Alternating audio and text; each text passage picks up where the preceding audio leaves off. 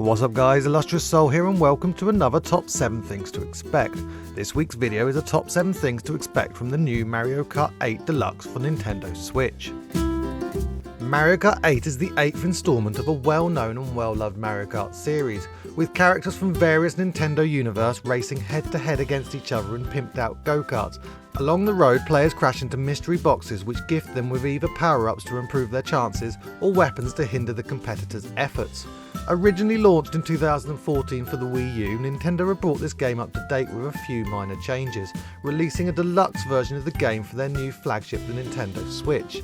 So with all that said, let's begin the countdown. Kicking off the countdown at number 7, we have something that I've already touched on. Mario Kart 8 Deluxe is actually a remastered version of the original Mario Kart 8 that was available on Wii U. As such, don't be expecting a brand new game with totally new content. In fact, it's actually more of a fine-tuning of an already almost perfect product. Side by side there isn't a great deal of differences, but digging a little deeper you won't be disappointed.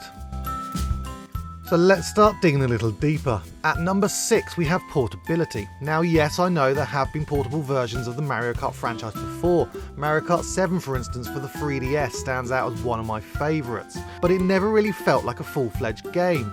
It always felt like a cut-down version of the console title that, although exciting and compelling, didn't actually stand up to its older brother. Now Mario Kart 8 Deluxe however is nothing like this. It is a 100% fully grown console game that you can take with you wherever you go. I guess this is kind of what Nintendo intended for the Nintendo Switch to facilitate. The game content is exactly the same whether you're in docked mode running on a big screen or in handheld mode when you're wanting some personal gaming time. There is of course some small changes, but we will get onto that more later. At number 5 we have the full package, and by full package I really mean the full package, as Mario Kart 8 Deluxe comes with all the DLC from the original version of the game. This includes all 48 courses to race around. Some of these are revamped versions of well-loved originals, as well as some which are new courses inspired by the Excite, Bike and Legend of Zelda series. It also includes 42 characters to choose from, with again some returns from some much loved oldies, as well as some newcomers from the Splatoon series. With that said, there's no doubt there will still be arguments about who wants to be who.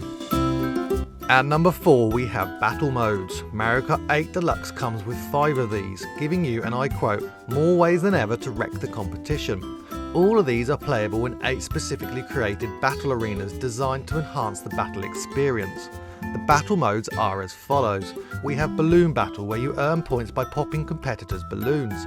We also have Bomb Blast, where the only item you can carry is bombs and you try and blast your enemies popping the most balloons. Next we have Shine Thief, where you have to try and hold the shine sprite for at least 20 seconds before the time runs out. Following that we have Coin Runner, where you collect as many coins as possible before the time runs out also. And finally we have Renegade Roundup, a cops and robbers type of game where one team tries to put the other in jail using piranha plants. As you can see, a lot of work has been put into battle modes. I guess they decided that just driving around circuits wasn't really fun enough. At number 3 we have the full 1080. Now I know this is only the case in docked mode, as when you're in portable mode it runs at 720, but frankly when you're in handheld mode the screen is small enough that you don't really notice the drop in resolution. That being said, regardless of whether you're playing in docked or handheld mode, the game performs really well, reaching 60 frames per second most of the time and only dropping to 30 frames per second when playing in 4-way split screen. There has been a lot of talk about the Switch's actual capability and how it suffers from FPS drops and spikes, but this game is pretty solid and I've yet to see the performance impacted. At number 2 we have the ability to hold 2 items, something relatively small but I thought was worth a mention. It literally just means you can carry 2 items at once, which effectively means that you can carry one in reserve while your current item is being used up.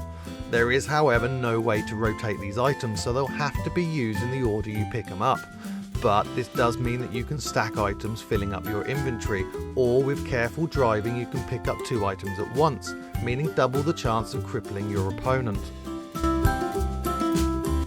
Now my final point at number 1 is something I think will have people divided, the introduction of 2 new assists.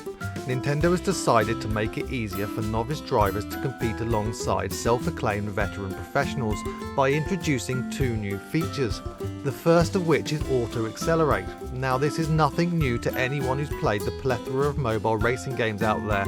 Most of these have this turned on by default, leaving the driver to concentrate purely on steering.